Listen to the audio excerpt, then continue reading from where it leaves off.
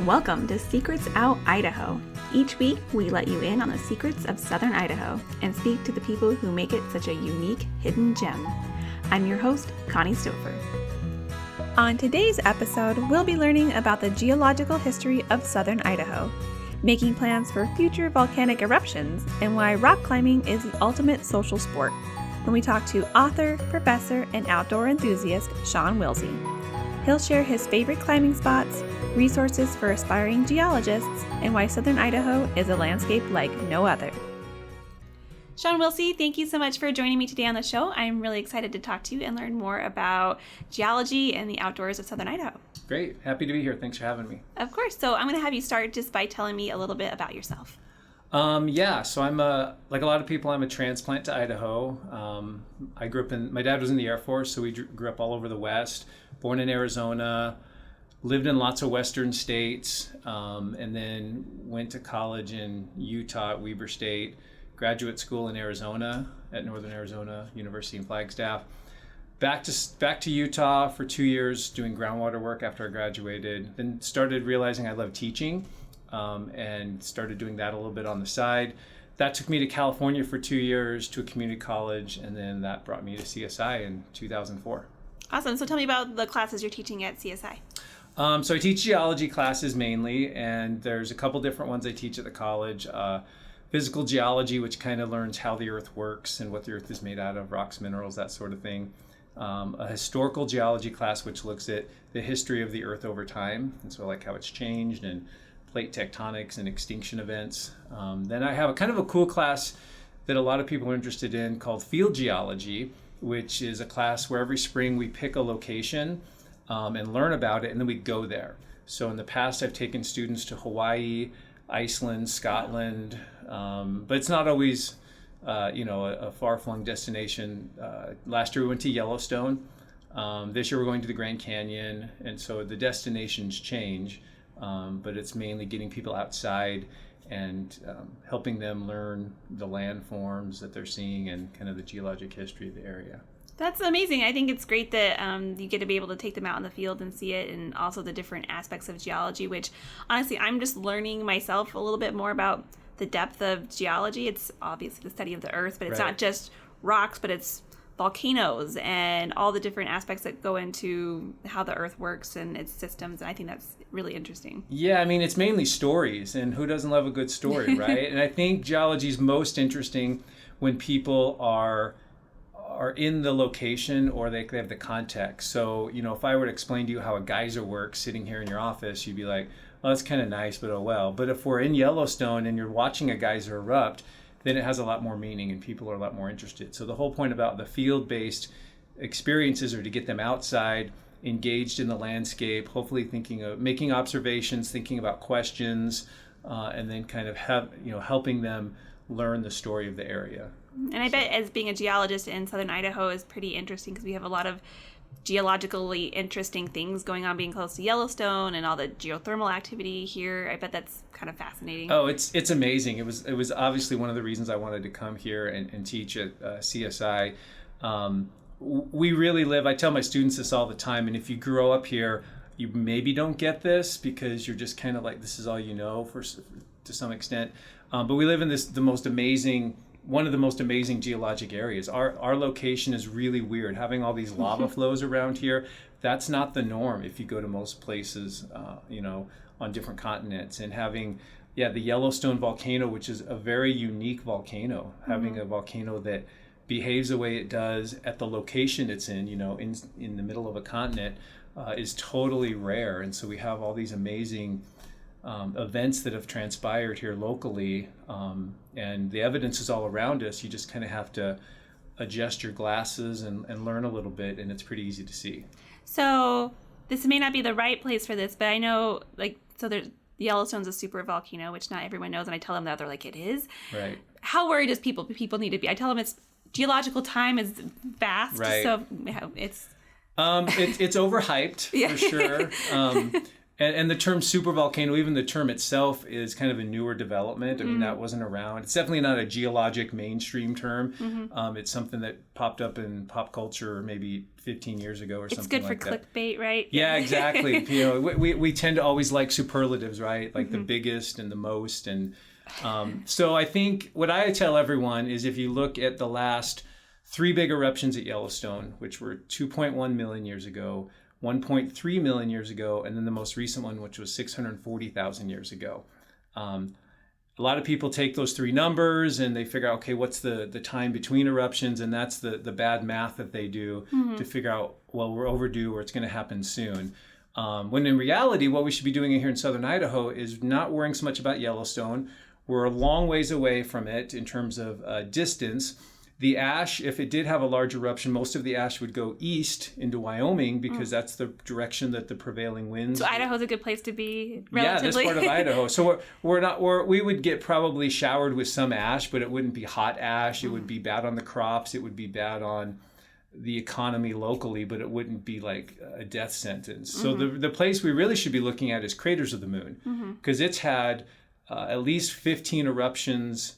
8 eruptions in the last 15,000 years. Oh. So if you're just playing the odds, what's the more likely event in your lifetime in the 100 years you might be here? Yeah. The more likely event by far is some sort of passive eruption of runny fluid lava across the land out somewhere in the desert near craters of the moon. That's the more likely thing. And when that happens, instead of hunkering down and being worried about it, we should all go there because it's going to be a great tourist attraction and a great thing to watch from a safe distance. Interesting. I didn't know that. I knew that obviously the craters of the moon had lots of lava flows out there, but I didn't know it was so relatively recent. And yeah, it's actually way younger than anything that's happened at Yellowstone. It's just that it doesn't have the bubbling water and the mud pots, so the things that you associate with being an active volcano. So it's a little less well appreciated. Interesting. So I want to dive more into the geology of Southern Idaho, and you've written a book about that. So can you tell me a little bit about that? Yeah, so I wrote a book, Geology, Underfoot in Southern Idaho, and it's actually part of a series put together by Mountain Press Publishing, which is a publishing company in Montana. It's a whole series, so you could get a Geology Underfoot book for Southern Utah, or there's one for Yellowstone or different places. And every year it seems like they came out with a new title, and I was always excited to get the next one and kept thinking, wow, it'd be awesome if they had one for Idaho. Kept waiting and it never came out. And then one day I just kind of thought, well, maybe I could write that book. And so I went through the process of contacting the publisher and kind of getting the wheels going. And it wasn't that hard to put together in terms of getting, the book laid out and a contract put together, but it did take, 3 or 4 years of work for it to come to fruition. And basically what it is me picking 23 places in Southern Idaho, from over near Boise all the way across to Wyoming. 23 different places that tell a unique geologic story. And then basically using just really engaging terminology and a very simple everyday person kind of language to explain the story to those people. So I kind of have them go out in the field and tell them what to look for, and then help them understand it and explain it a little bit better. So it's a bit of a guidebook.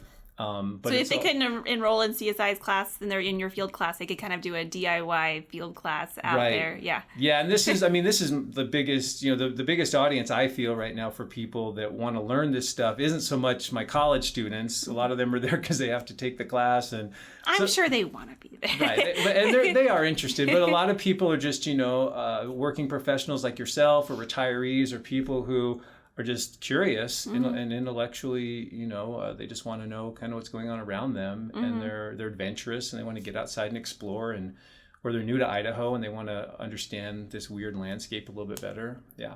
Yeah.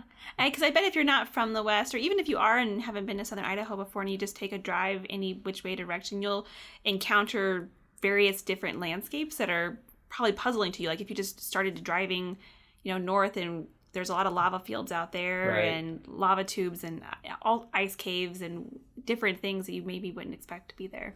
Yeah, and the interesting thing about where we live in the Snake River Plain in this part of Southern Idaho is a lot of the cool landscape features and a lot of the cool stories are a little harder to see and not obvious and hard to get to. So as you look outside, it looks, when I first came to Southern Idaho, it was kind of flat. And I was a little disappointed because I'm like, where's the mountains and stuff? But everything's below the horizon. So all the cool stuff like the canyon, for example, is below the horizon. So we've got all these cool stories kind of in these deep canyons and things kind of below, your horizon line, if you will. And so that's what makes it. And Idaho's just a little bit less appreciated as, a geologic destination or a place that has cool geologic stories. But that was one of the reasons for writing the book too, was like, I knew all these amazing things were in this area, but we have very little books or videos or interpretive material for tourists and locals to understand this landscape. Yeah, interesting. So I want to go back a little bit and ask you what caused you to want to get into geology in the first place when you were going to school. Like, what inspired you to want to go in this field? Yeah, I don't know.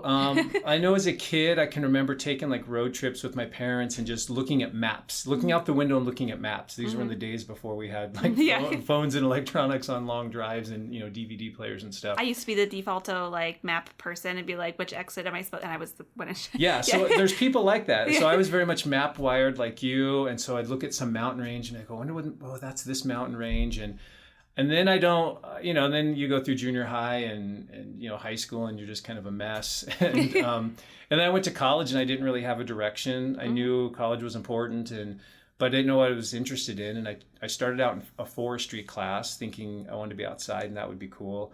And we went on a field trip and looked at trees and we were measuring trees. And I realized that trees are nice, but I didn't want to look at them that closely.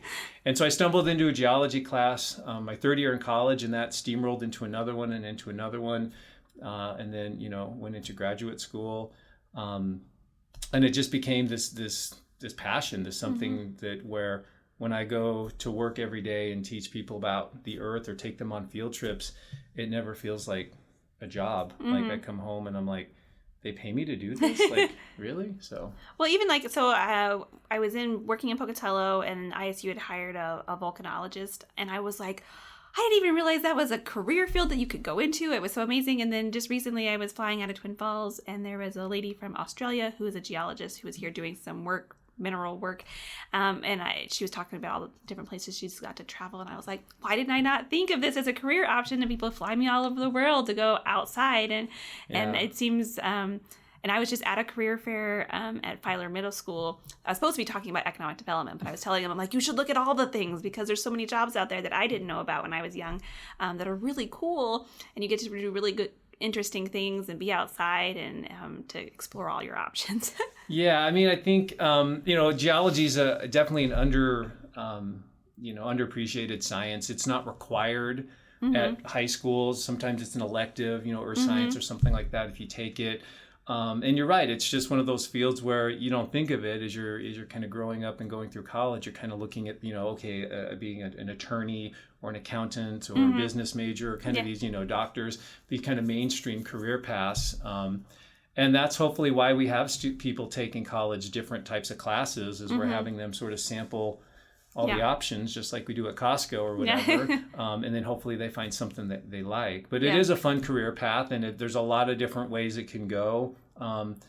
Most geology jobs involve some component of field work. And so you might be the lucky volcanologist that flies across the world and gets to go hike up a volcano and do something cool, or you might be doing something different. But it's definitely a career path that has a lot more options moving forward as we kind of go into a world with, there might be environmental issues, or there might be finding resources, mining, and that sort of thing. So I think it's a career path that's definitely brighter than when I got out of school. So my students have all found success. That's good. In the real world with employment. That's awesome. So going back to, I'm sure before you were doing the field work for your book, you were outside trying to figure out all the amazing places that are in Southern Idaho. So I want you to share me a little bit of what you like to do when you're out and about in Southern Idaho and some places people should check out. Yeah, just on my own or geologically? Or either. Okay. Wow, there's just so much diversity in this state. So I do like rock climbing, and so there's a few locations that I really enjoy rock climbing at. So like City of Rocks, but also up in the Sawtooth Mountains.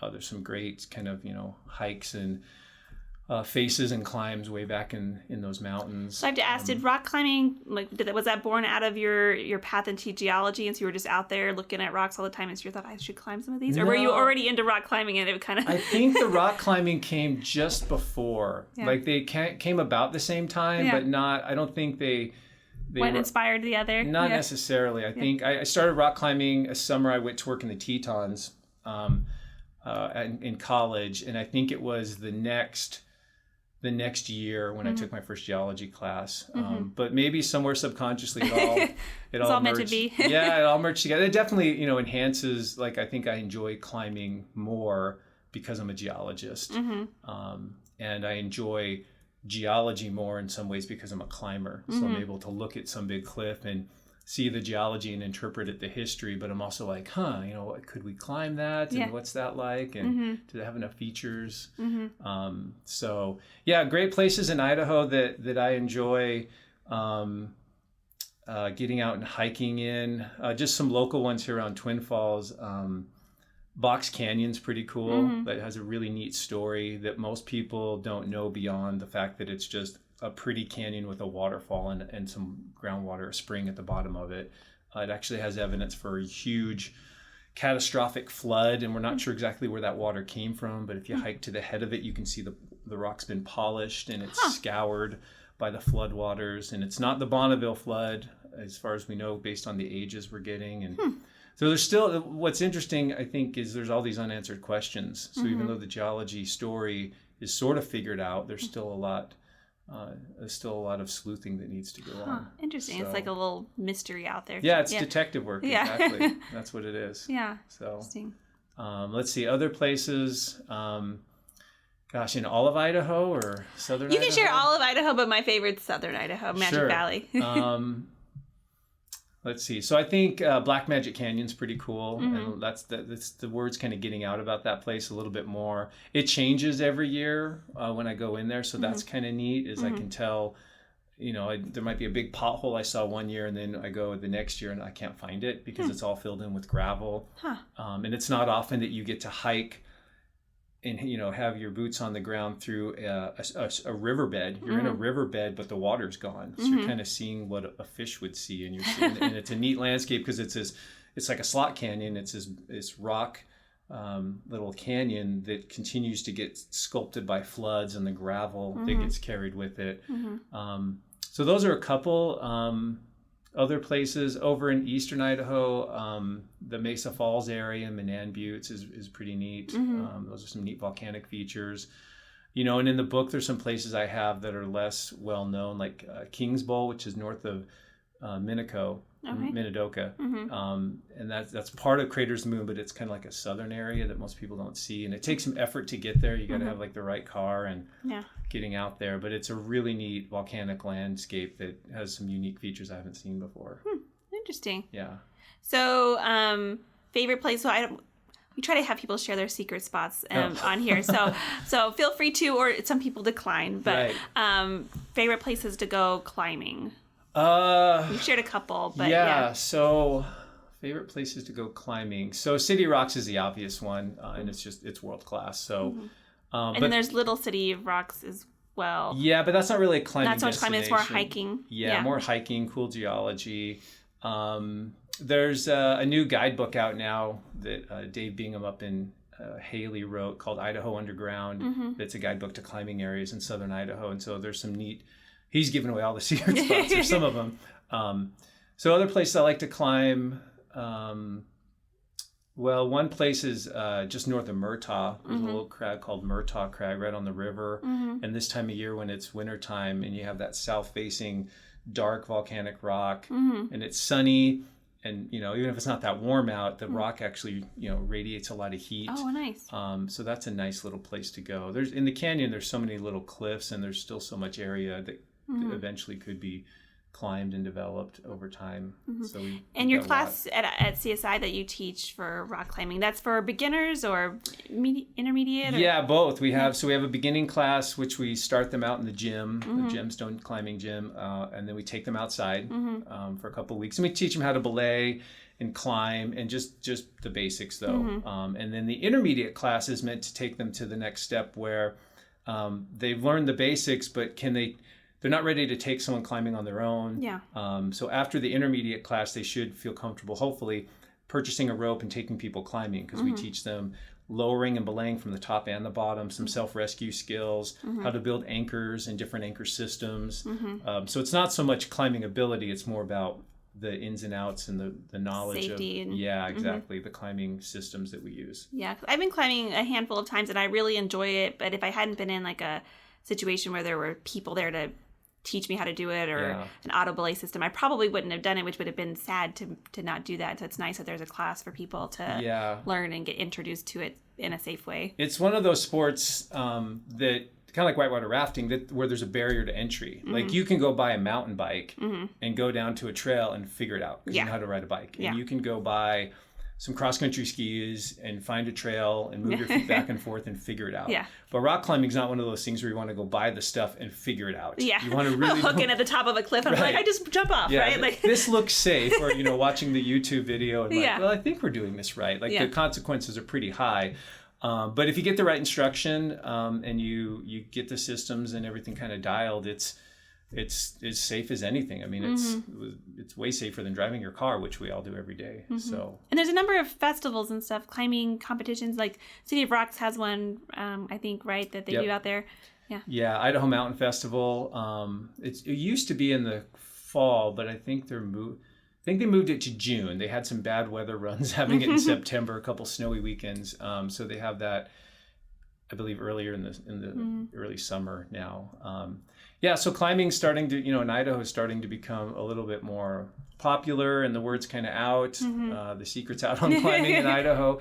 But that's okay. There's still a lot of areas, and I've kind of, in the last few years, gotten into developing areas, so finding new cliffs where we can climb, and then putting up routes, putting in the anchors, and working out the movement and that's kind of been a passion of mine these last few years. And then I don't know if you do this as well, but I've seen people doing it in the canyon is ice climbing when there's enough ice, which just seems crazy to me. But people are daredevils, and I don't ice climb. I'd like to try it. I joke with some of my friends about that. But it's frozen water. And but when it's in and it's it forms the right way, it's very safe and solid. It's a good medium to climb on. But it's a different style of climbing than rock climbing. We're using hand and foot holds. Instead you have ice tools, and probably like on your feet, you got the crampons and little spikes on your feet, and so it's a little different technique, but the premise is still the same. You climb up and you place an ice screw, a piece of protection, and you clip into that, and you manage your fall and the risk factor a little bit, and so we have when it's cold enough, like it has been lately, and the ice comes in, it can be a fun recreational pursuit for sure. I'm always amazed at the different things people can do in the canyon year round. Like people are golfing down there on one side of the canyon, it's sunny, and people are ice climbing on the other side of the canyon on the shady side where it's icy, and then they're kayaking or mountain biking or doing all sorts of things. It's really exceptional. The fact that the canyon runs east-west and we have these south and north facing sides. I mean, just like you said, I've been on the sunny side of the canyon in the wintertime, rock climbing, basically in a t-shirt. Like it was that warm, and then I look across the canyon and I can squint and see across the way someone ice climbing on ice. So it's, the temperature contrast is big. And then, like maybe someone's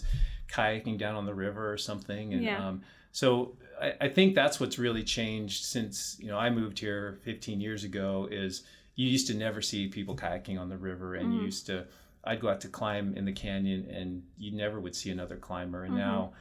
And now it's starting to grow and build, and more people are becoming aware of all these great recreational opportunities we have locally. And I'm sure some people don't like that. They like having it to themselves, but I'm kind of of the opinion that it's kind of nice because you create a community and culture around it. And so you have other rock climbers to talk about interesting, climbs they've went on, or to collaborate, or just to go grab a beer with someone afterwards or something. You kind of build a community around people who have a similar passion as you. And I mean that's human nature. I mean, look at all what do we do? What do we do with Instagram and Facebook? Like it's all about sharing, right? So whenever we have something we love or we enjoy, we want to share it with people.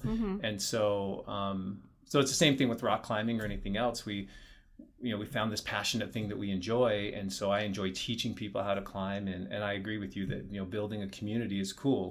The local climbing gym is a big part of that. You go in there and there's people that are all stoked on climbing. And in the past it was hard because you go outside and, if those people were around, great, but usually you didn't see them because we have so many climbing areas and we had so few climbers. And so, it gives us a sense of community. It's a way for us to recognize our similarities and our passions and stuff. And hopefully that builds our overall community even more strongly. Yeah, for sure. My husband, like I was saying earlier before the show, was that he's getting into rock climbing. And so he's been going to Gemstone here the last couple months in the wintertime.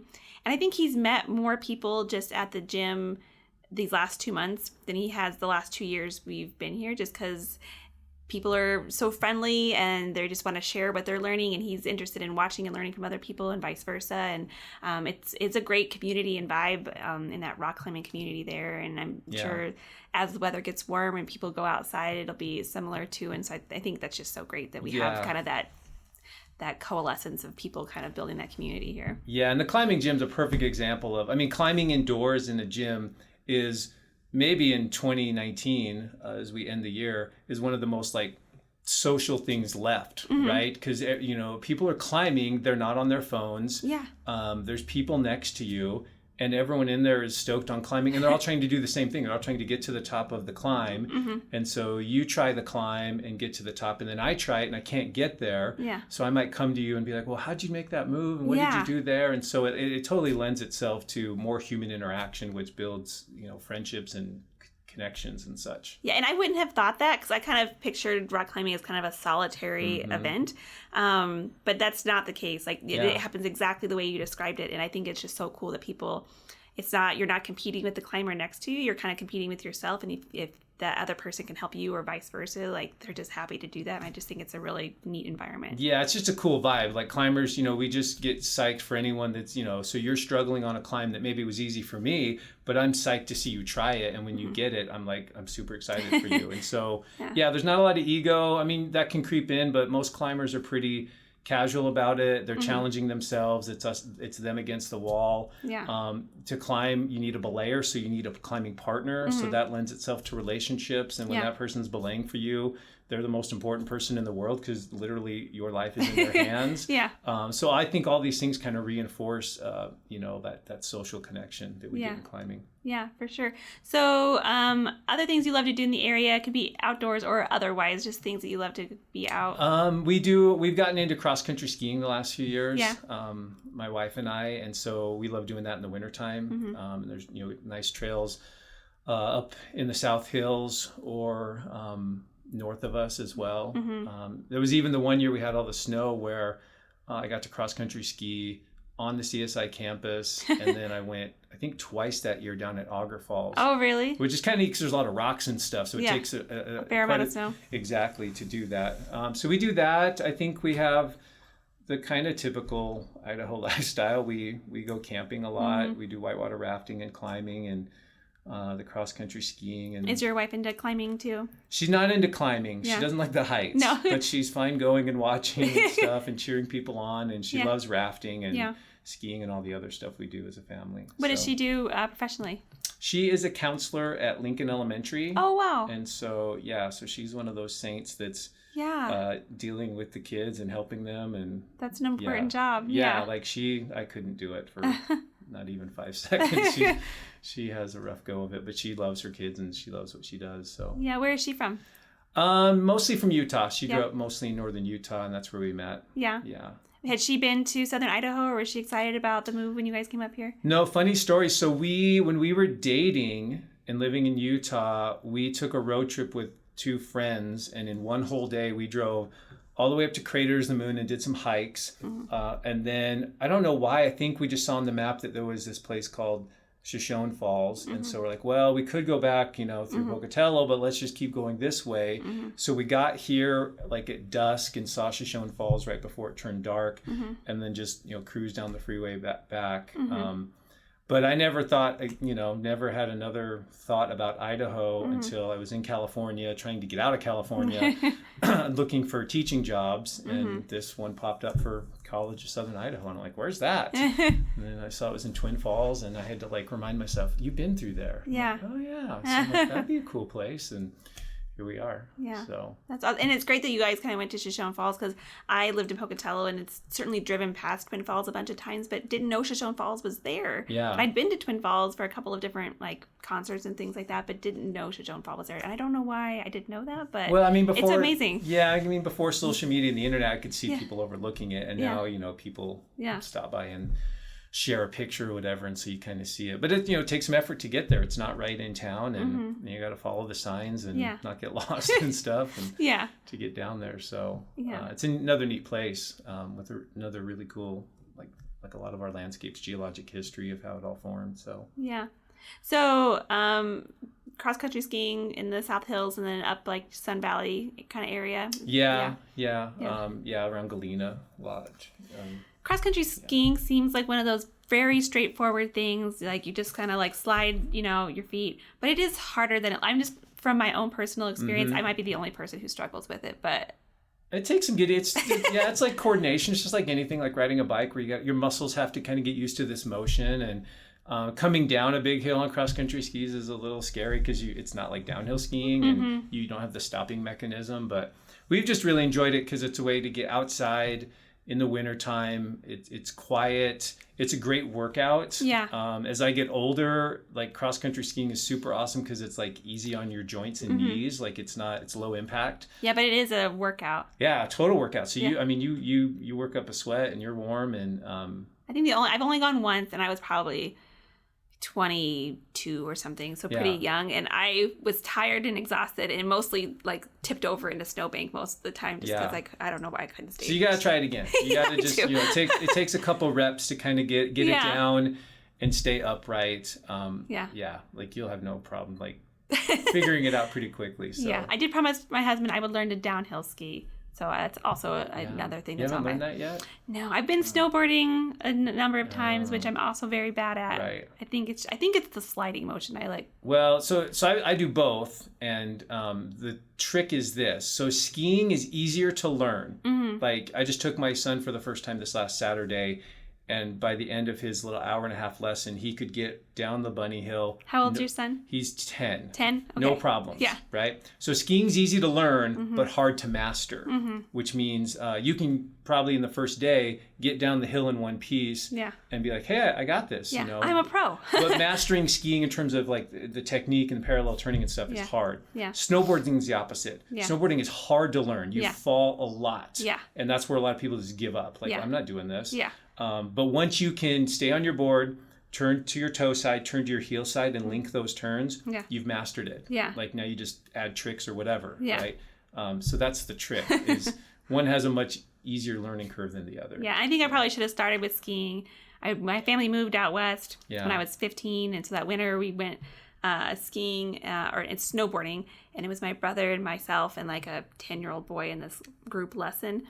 I was so bad that they like broke me off from the group and gave me my own person. So some people are humble and they're like, no, I'm not very good. I'm really like not very good on the snow. But you only tried once. Well, I've been snowboarding maybe half a dozen times, and I can survive down the hill, but I feel like skiing might be where my sweet spot is. Well, as you get older, definitely skiing is... I don't think I can handle it like where I catch an edge and go learning flying. to snowboard as you get older is like a harder task for sure, because you'll feel it when you fall down. Yeah, even when I was like 16, like the next day, it was like hard to breathe. I was just like, I've crashed so many times. Yeah, lots of sore parts. Yeah. Yeah. Gravity is real. Yeah. It's unkind. Yeah, but I think there's lots of opportunities for people to learn those new sports, or if they were already into them, because you can cross-country ski, you can downhill ski and snowboard, and if you're not coordinated like myself, you can snowshoe, which is just walking or on the sled, snow. Yeah, I'm a pretty good sledder. I can sled. Right. Yeah, just get on the sled. Sledding is actually terrifying sometimes. I mean, get there with the little kids, and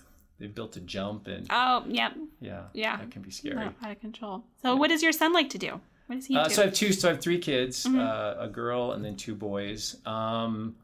The 2 boys like soccer a lot, and the middle one loves snowboarding. So he's probably snowboarding better than me. And then the youngest one just learned to ski last week, and really liked it. So it's like, all right, well, let's see if this takes, and then we'll see about getting your own skis and that sort of thing. That's exciting, and it's nice that we're so close to so many different. Like there's Magic Mountain, and there's like up in Sun Valley, there's yeah, Dollar, Palmerelle, and the stuff up north. Yeah, it's good proximity. So we went to Palmerelle for the day and came back, and Palmerelle is fun. I've snowboarded there. Great learning mountain. Like great place to learn because it's not super steep. Yeah. Like definitely a place you want to get your technique down before you go to Sun Valley or someplace. It's bigger and steeper. Yeah. So lots of opportunities in this area for sure. Other things people should know. I feel like we've kind of only skimmed the top of like the geological stuff about Southern Idaho. Like what's other things people should know about? Wow. I think some things that are less appreciated in the area. I think everyone sees the lava rock on top, and so it's like, all right, volcanoes.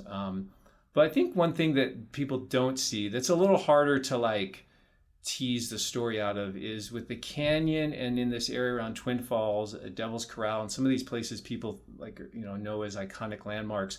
We had this huge flood come through here called the Bonneville Flood, which, whenever I ask my students about that, very few of them have heard of it. So it's apparently not being taught much at schools, and I don't think but it's this massive event. It's this huge, catastrophic, biblical scale flood that happened about 17,000 years ago that absolutely changed our landscape. It made the canyon deeper. It created Shoshone Falls and Durkee's Lake and Devil's Corral and Vineyard Lake and all these places that we kind of know and love and recreate in. And there's just amazing evidence. Just standing at the overlook at the visitor center by the Prime Bridge, there's so many things there that you can see that were carved out or shaped by the flood.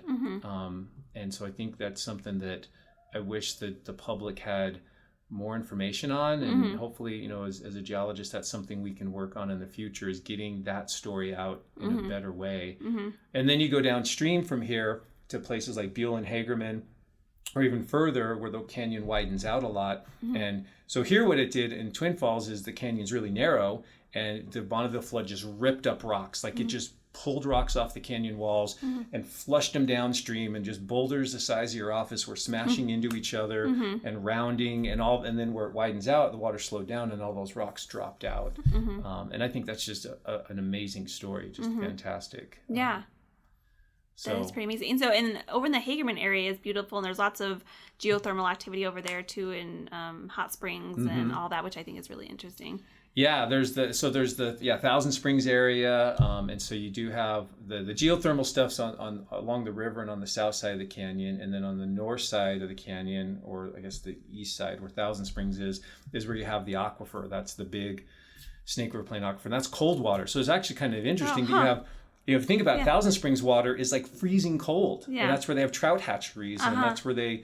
Yeah, it's like a 52 degrees or something like that year round. It's this really cold water, the same at Box Canyon and stuff. And then along the river, there's this hot water at Miracle Hot Springs. Yeah. And so it's two different compartments of groundwater passing through different rocks with different chemistries and different, temperatures and thermal properties. So kind of neat to have that, there's the river, and on either side you have a hot spring. Literally, think about it, Thousand Springs, right across is the little hot spring resort place.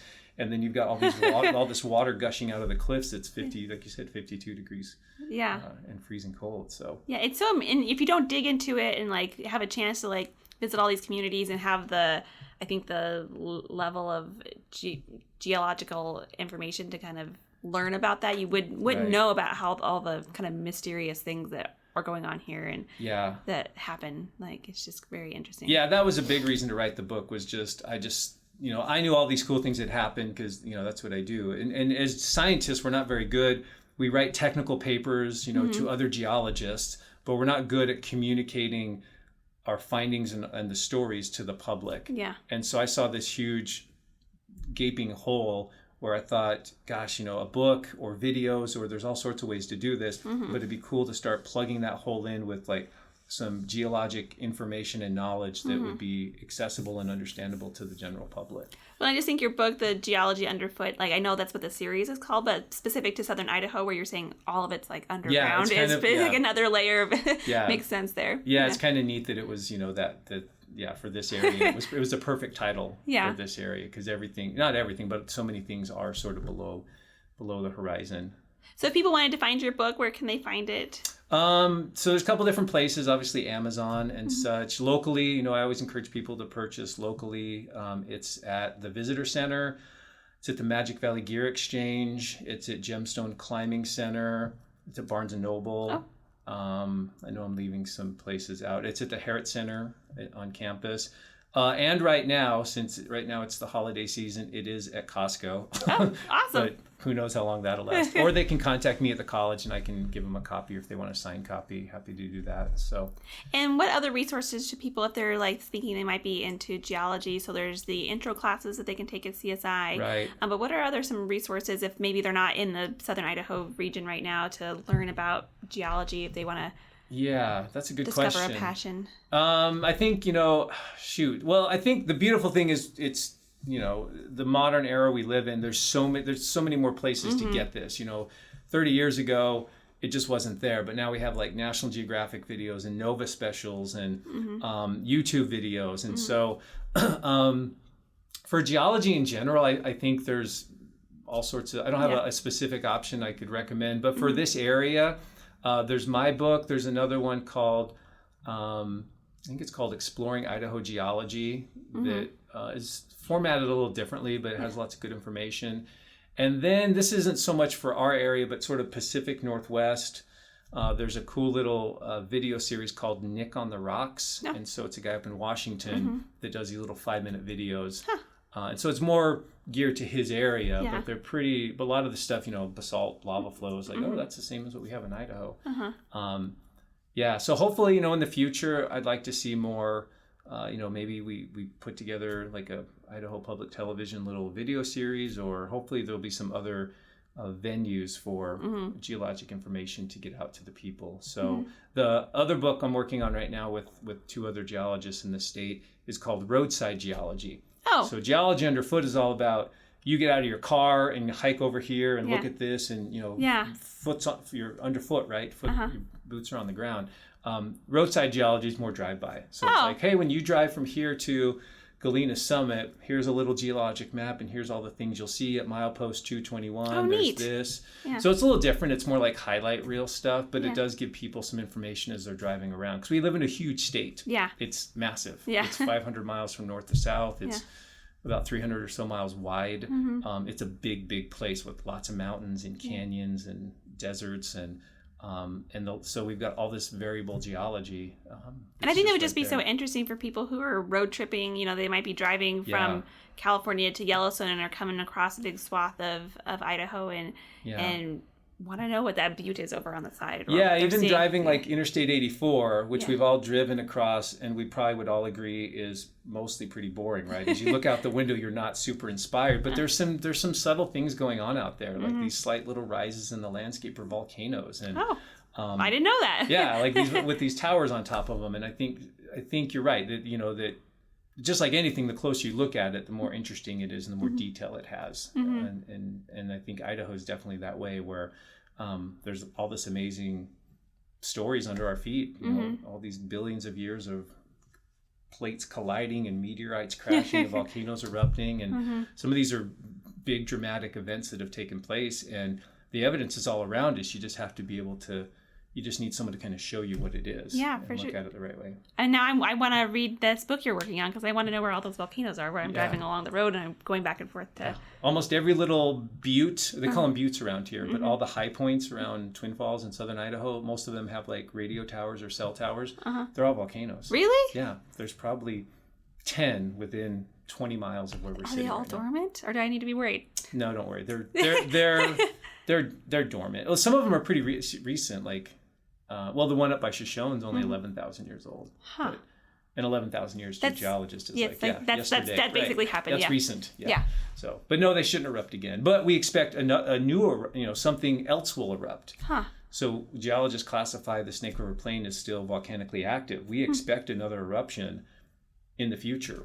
But will it be one of these existing volcanoes? Probably not. It's going to be a different eruption that's going to make a new volcano. Oh. Yeah. Interesting. So, yeah. That's very cool. Last little bit, anything people should know or things we haven't touched on that you want to share? No, that was good. Okay. Yeah. Awesome. Well, Shawn, thank you so much for being on the show. I really appreciate it. I'm really fascinated to continue to learn more. And we'll be sure to share links with some of the resources you shared with everybody in the show notes. So thanks for being on the show. Great. Thank you. Thanks for having me. Of course. Thanks for listening to Secrets Out Idaho. You can follow Southern Idaho Economic Development on social media or visit southernidaho.org to learn more. Please take a moment to leave a rating and review and subscribe so you can be the first to hear more Secrets Out Idaho. Until next time.